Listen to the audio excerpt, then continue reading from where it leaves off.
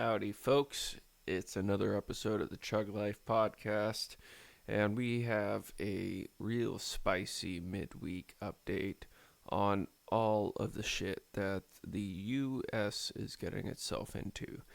And as everybody is probably aware by now, and if you're not, here you go. The U.S. is at war with Iran, but the administration at large isn't calling it a war. They're calling it a major combat operation. It looks like the U.S. is taking some pages from the Russian book. And on top of that, there is a really big allegation of war crimes that is surfacing right now that we're going to take a look at. And it is a little bit gruesome to discuss these facts and painful to say the least. But I feel the need to report on this stuff and share the word on what is going on in Iran. So, it has been reported that at some point in the attacks in a few days ago in Iran, there was an all-girls school of 7 to age 12, and it was hit with bombs. All of them perished in the attacks. The body count is ranging up to 250, and I've seen some reports that can estimate well past 300 to 400. So the side that is currently propagating the war is saying that it's a legitimate target because it's in a military base. And I have to just completely I have no answer to any of that, really. It's just shocking to even consider that a school is a fucking target, a hospital is a target. And that's another conversation we're going to have here in a minute, because those are also being targeted.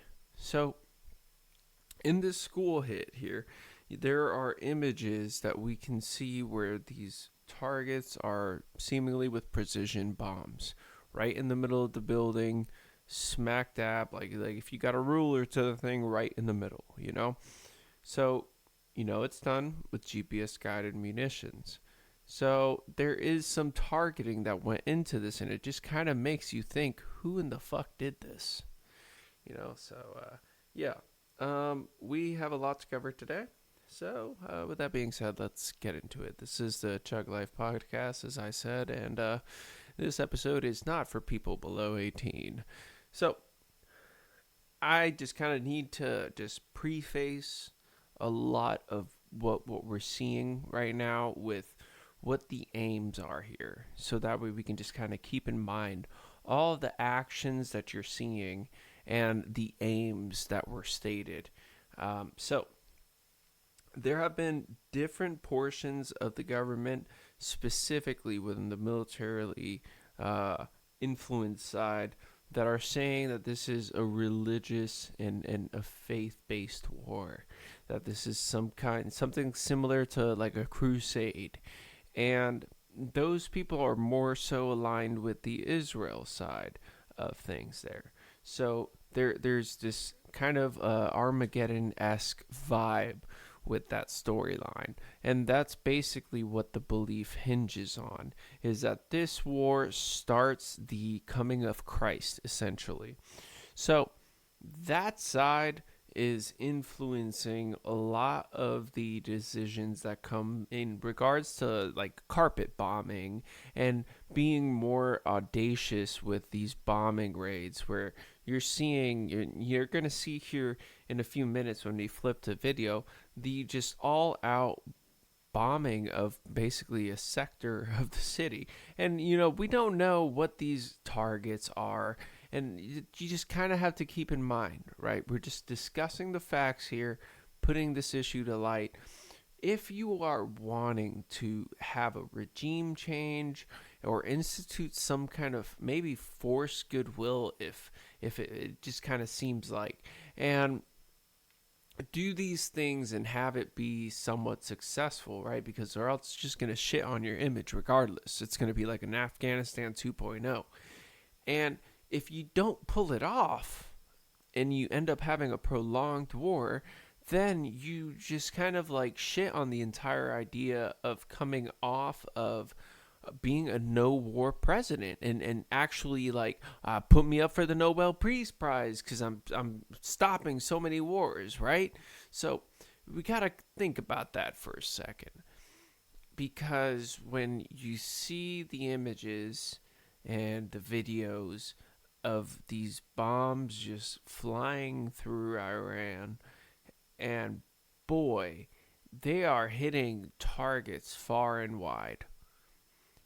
And they've said that there's no stopping. So the military side, the DoD has come out. They said there's no stopping. There's no really rules of engagement here. It's just all out. We're seeking these ballistic missile launchers, and we are going after targets. We are going to be hitting all the decision-making centers over and over. Basically, just destruction. He said death and destruction. And to put that into perspective with the general aim of regime war, it doesn't, in my opinion, it doesn't make sense. You are just going to radicalize people. You are going to maim and kill a lot of innocent civilians and radicalize the general population even more than they may already be. So whereas you may have had a chance a few days ago, a week ago, now because of what you've done, you've completely cemented having at least 50% of the population completely despise you. No deal, no surrender, no ceasefire, nothing. Fuck you, it's war, it's over. Because you've killed somebody they love. And that is the tragedy of how this plays out. As far as history can tell, we have been losers to these wars, and it rarely plays out in our favor. We've had one, maybe two, that have somewhat played out in our favor, and I don't think it's going to happen with this one, guys. I'm going to be honest with you. We have an acute shortage with anti-ballistic missile interceptors, and the amount of missiles that these guys have hanging around is more than what we have in anti-ballistic missile interceptors. It's truly, it's a just depressing subject to think about for a second, because if Iran really wanted to, there is a possibility that they could launch anti-ballistic missiles against mainland U.S. And would it be successful?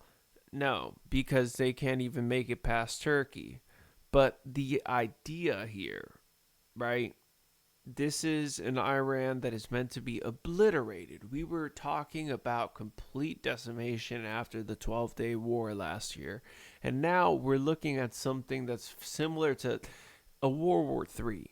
You have attacks over the water. You have American subs that are taking out a inoperable, defenseless ship coming out of an exercise in India, and you're not offering any help. You leave out a bunch of sailors in the middle of the ocean, and it becomes kind of a symbol of the whole administration, leaving people to rot and die. And it's truly shocking to see how far this is going. And there's no stopping. Congress can't even pass a joint war powers resolution to put the brakes on this.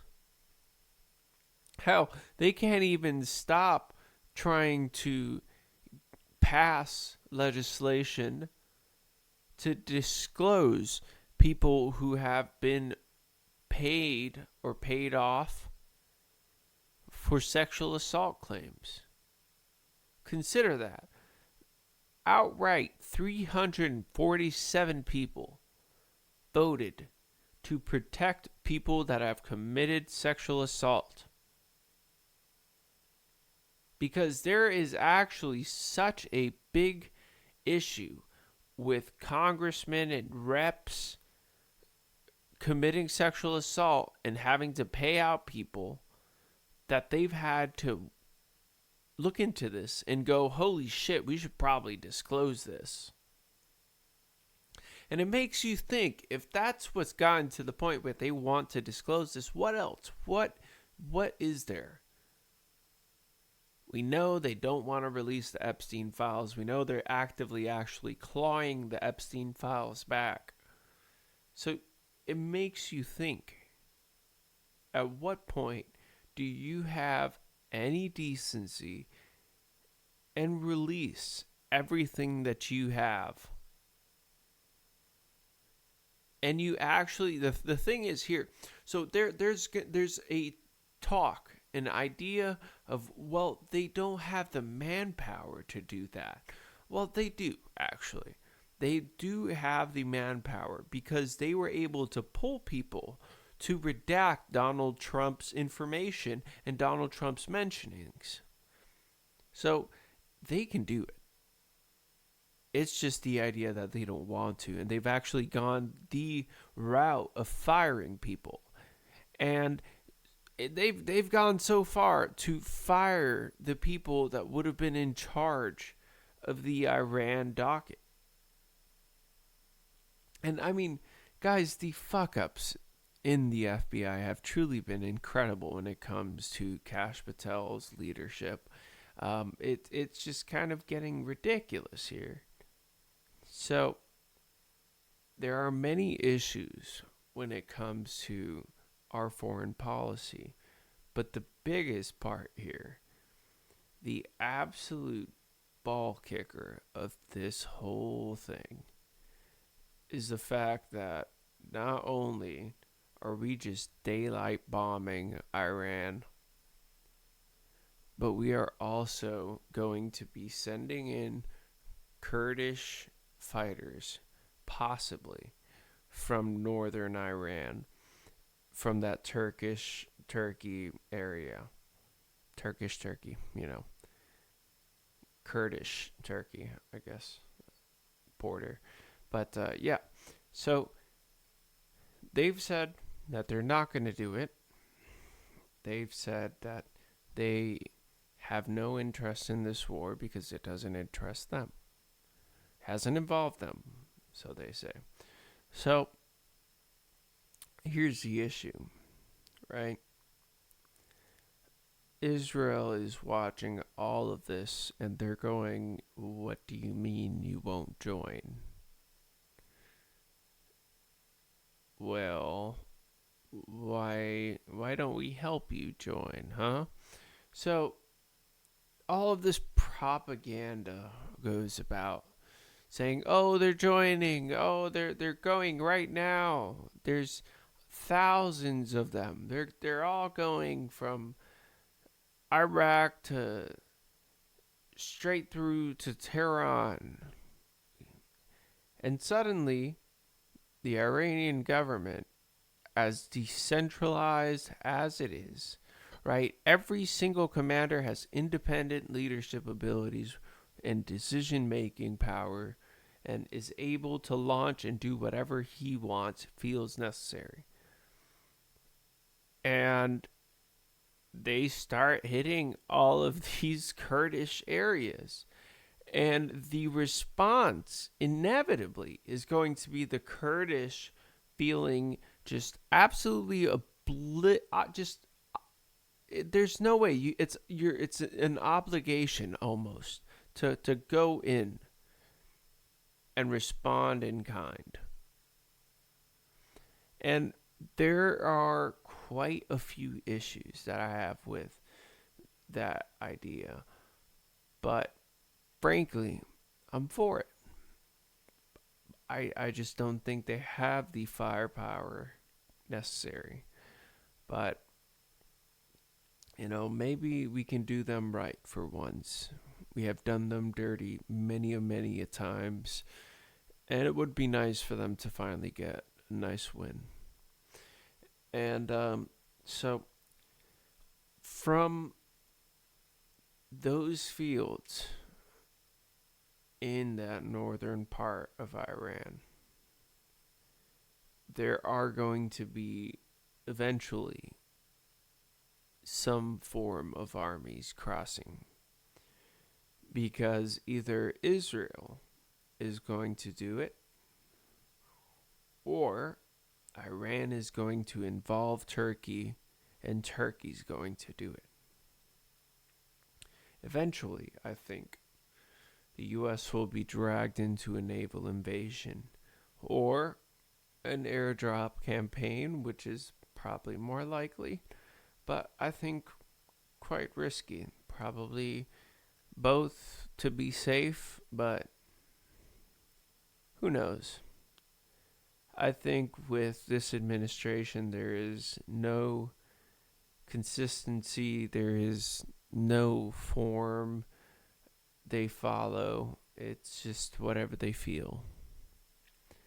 And there's a real path of destruction that lies ahead if we decide to invade. And with that being said, I want to show you guys some of this some of this footage from the bombing. And it is just absolutely wild stuff.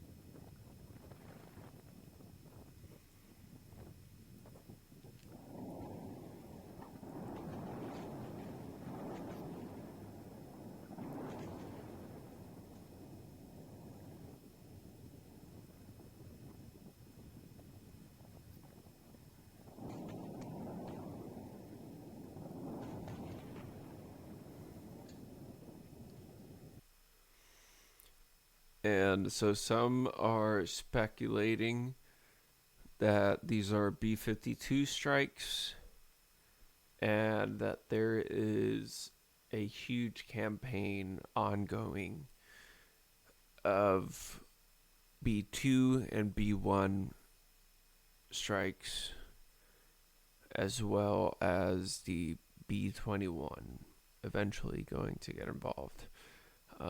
I'm just assuming here, guys, because I'm following the general idea of sending everything, right? They're talking about just unlimited war, essentially. They're spending here $1 trillion, just all out.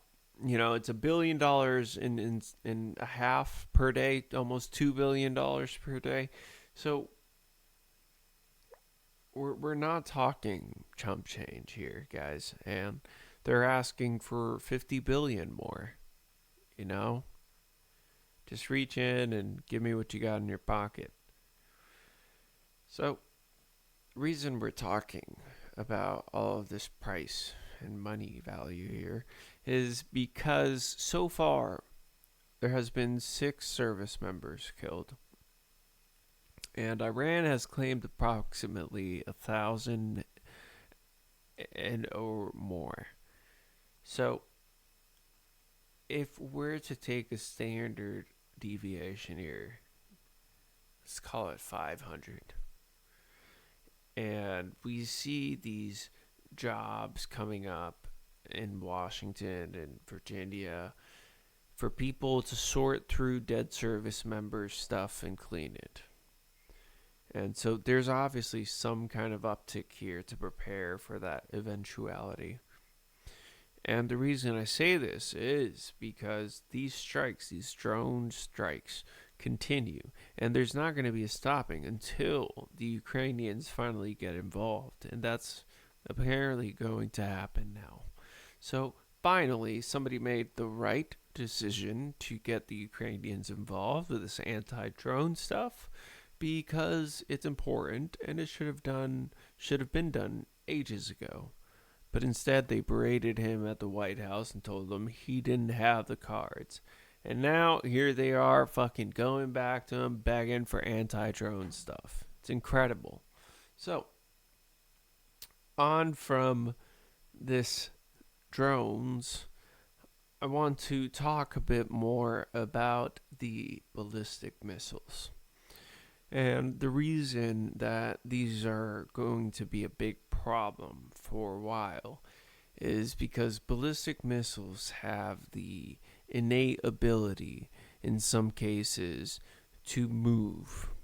And what that means for interceptors that go up and try and kill it is that in the moment of that interceptor getting its trajectory straightened out, the missile will change to make that completely worthless. And it's a good thing if you are the attacking nation, because it means you have an upper hand to be able to actually make that hit target.